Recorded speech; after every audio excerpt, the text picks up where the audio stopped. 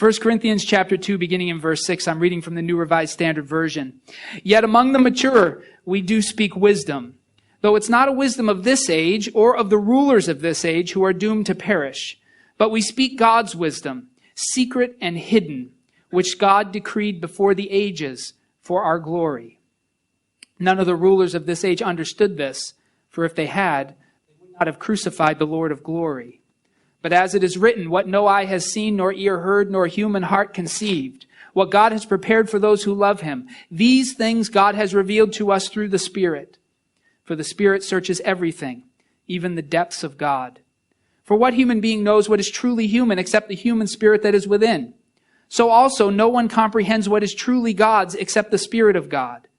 Now we have received not the spirit of the world, but the Spirit that is from God, so that we may understand the gifts bestowed on us by God. And we speak of these things in words not taught by human wisdom, but taught by the Spirit, interpreting spiritual things to those who are spiritual. Those who are unspiritual do not receive the gifts of God's Spirit, for they are foolishness to them, and they are unable to understand them because they are spiritually discerned. Those who are spiritual discern all things, and they are themselves subject to no one else's scrutiny. For who has known the mind of the Lord so as to instruct him? But we have the mind of Christ. Essentially, what Paul is arguing is that there is a critical piece of knowledge, a critical piece of information, critical to understanding reality and the world in which we live, that is inaccessible to humanity as we are. It is not in the world to be found. So however we search, we would never find it. This critical piece to the puzzle of life. It's simply not here. And so search as we will, travel the galaxy as we will, hunt through science as we will, sit in rooms and think as big thoughts as we possibly can. This critical piece of information is simply not in this universe. It cannot be discovered. I'm going to try and explain what he means by this. I mean, this central piece, this critical factor is Jesus. But we've got to explain what Paul thinks that means. Professor of mathematics at Oxford University, John Lennox, from his book, God's Undertaker, Has Science Buried God? He writes these words. Why is there something rather than nothing? Why in particular does the universe exist? Where did it come from, and where, if anywhere, is it heading? Is it itself the ultimate reality behind which there is nothing, or is there something beyond it? Can we ask with Richard Feynman, what is the meaning of it all? Or was Bertrand Russell right when he said that the universe is just there, and that's all? These are the questions that there are no real answers to in this universe. We know it exists, but why? And for what purpose? Why is there something rather than nothing? Why is there life rather than lifelessness? What does life imply, and what does it require of us? These questions cannot be discovered. I suspect that when Paul wrote in 1 Corinthians 2:7, but we speak God's wisdom, secret and hidden, which God decreed before the ages for our glory, he was speaking of the foundation of these sorts of questions. Somehow for Paul, Jesus and his teachings reveal to humanity the essential logos of life. Now, logos is a Greek word. It comes into the New Testament most profoundly in John chapter 1, verse 1, where it says, in the beginning was the Word. In Greek, that's the word logos. Jesus is described as the logos. He's the essential logic. He is the explanation. He is the response to the questions humanity has asked throughout its history and can find no answer. Somehow Jesus is that answer. He is the essential rationality of the universe itself.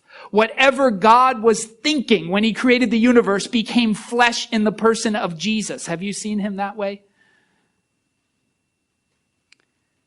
Anthony Thistleton, in his commentary on 1 Corinthians, has said this.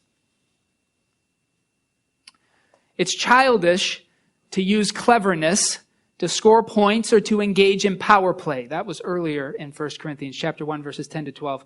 Or self-promotion. Children are often attention-seeking. God's true wisdom, Paul counters, is strictly for adults who want to learn rather than to show off. This adult wisdom is given, not achieved, by revelation. Hence, even the structural powers of this world order cannot find access to it on their own terms. In other words, in Jesus and his teachings, the fundamental nature of all reality has been revealed. And Jesus brings to us something that was not here for us to discover until he came. Jesus is the revelation of God. And that revelation takes us beyond the material. It takes us beyond the mind and into the realm of fundamental reality, the realm that the philosophers like to call metaphysics. Our first point today is that the revelation of God in Jesus takes us beyond the material. So the first point is material. It comes from chapter 2, verses 6 to 11, but I'm going to begin just reading in verse 7. But we speak God's wisdom, secret and hidden, which God decreed before the ages for our glory. None of the rulers of this age understood this, for if they had, they would not have crucified the Lord of glory. But as it is written, what no eye has seen, nor ear heard, nor the human heart conceived, what God has prepared for those who love him, these things God has revealed to us through the Spirit. For the Spirit searches everything, even the depths of God. Secular science seems to be enamored with a fundamental assumption that, ironically, science itself cannot explore scientifically. It's the assumption that the material, the stuff of the world, that's all that there is. And so the assumption is the scientific method is the means not by which to simply understand the world better, but it's the means by which to understand anything. This is the process by which the West has uncovered the way much of the universe works, much of the material of the universe works. It's a great method. But to go from using it to understand the basic functioning of the world in which we live and using it to say that everything that is true has to fit into this process is entirely another thing. Christians teach that there are realities that exist outside of the material universe, that the material is not all there is. The conclusion that all that is must be accessible to the investigations of science is not a scientific claim, that's a philosophical claim, and it's one that Christianity categorically rejects. Paul maintains that the nature of reality cannot be discovered by exploration. The truth of reality for Christians lies beyond the material. It lies in the mind of the God who created all things. And therefore, as Paul says, who can read the mind of God? There is no way to find that reasoning within creation. Creation points to him, but it does not define him. Truth resides in the God who created all things. Because the revelation of God in Jesus takes us outside of the material world, what Jesus reveals cannot be ascertained by material investigation. This is what Paul means when he says that what the prophets long to peer into, we have seen in Jesus. That's what he means.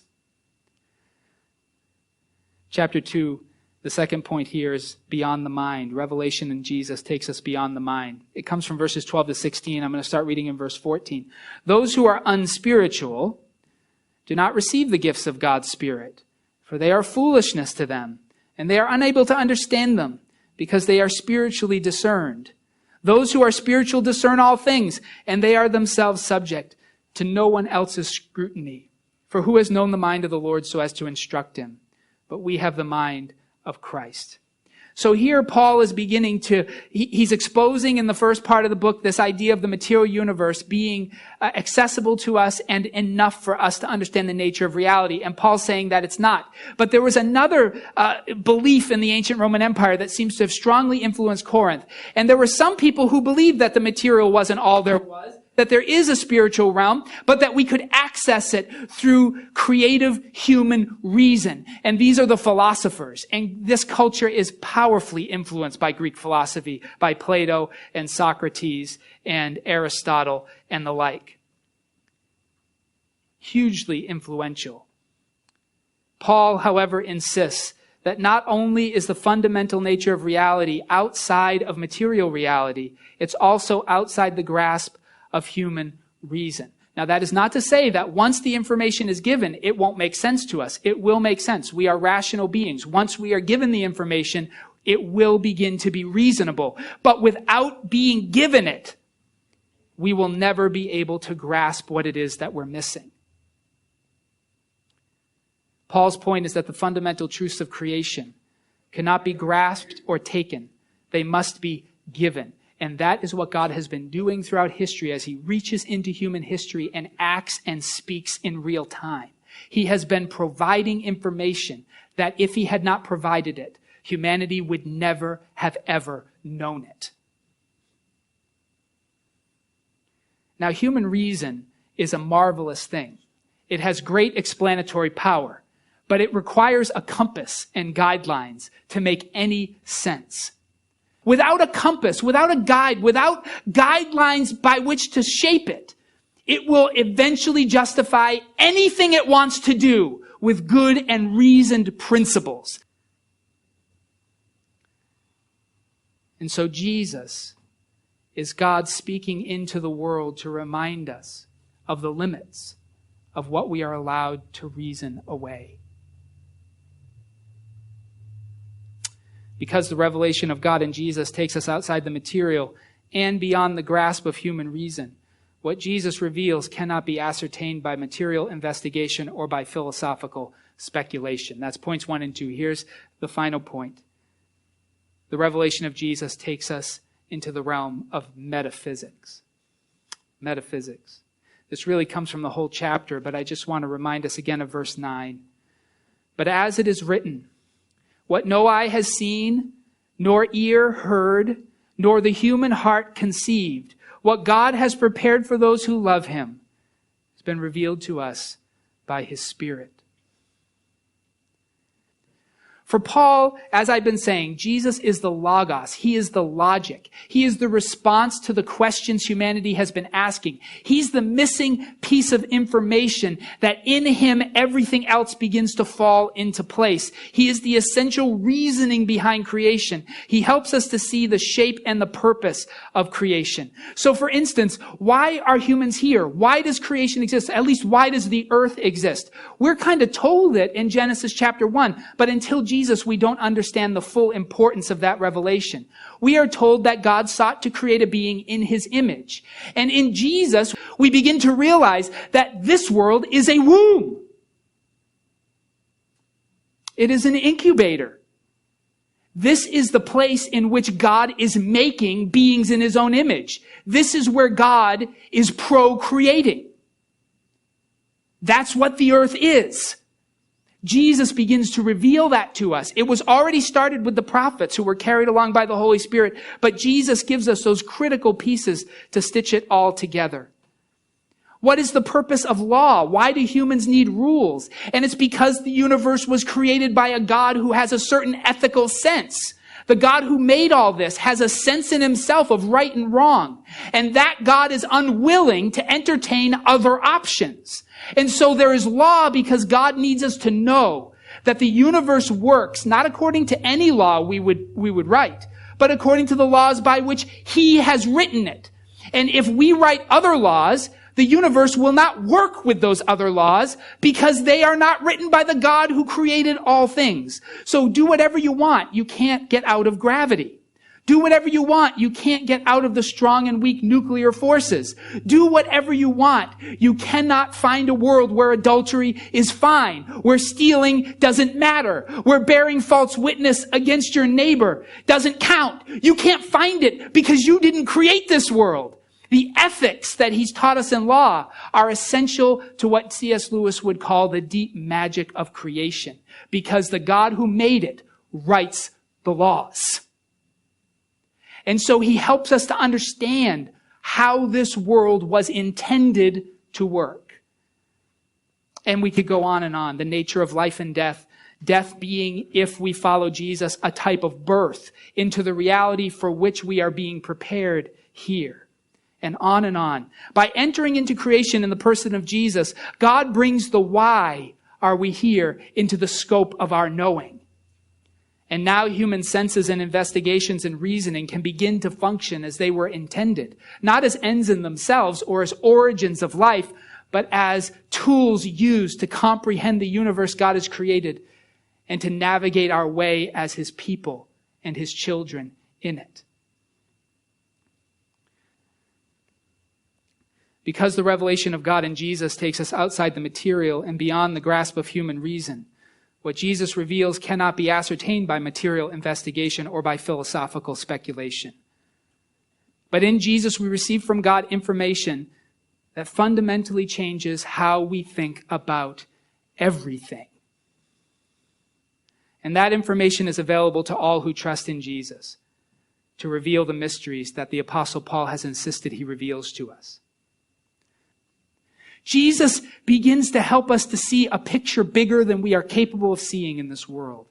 He is the Logos. He is the logic. And for Paul, he needs to tell the Corinthians, folks, God has already given all the answers you seek. If you think you're smart in this world, well, you found out you didn't need to be smart because Jesus brought the answers that your intellect was seeking after. If you thought you were stupid in this world and didn't have the tools to find the answers, guess what? You receive them in Jesus. You've got the answers you didn't think even to ask for. And there they are. So there's no competition in the church. The answer has been given. Now it's a matter of us taking seriously why we're here and living it out with all integrity. That is the call of Jesus to his church.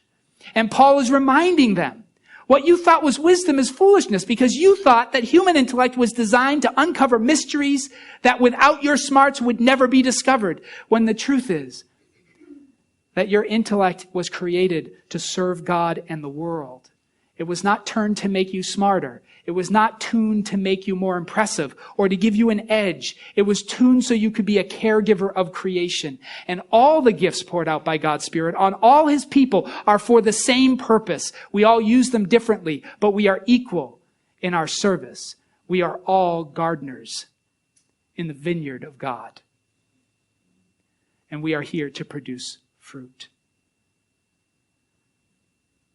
This is for Paul the way that the wisdom of God makes foolish the thinking of humans. So following Jesus is not simply chasing forgiveness. Forgiveness is a means to an end. Following Jesus is chasing the answers, chasing purpose, chasing the whys of our world and our life. If that's true, are you prioritizing Jesus, or is this world where your emphasis is?